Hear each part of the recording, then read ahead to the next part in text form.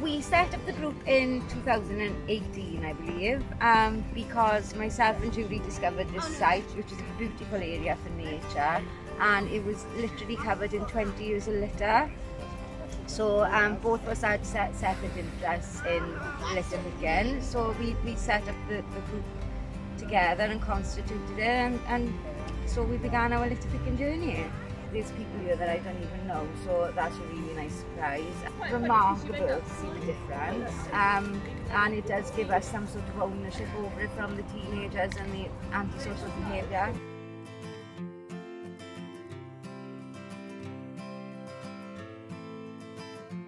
Normally I take him for walks down here and I'd have to pick him up the whole way because of the glass and the litter.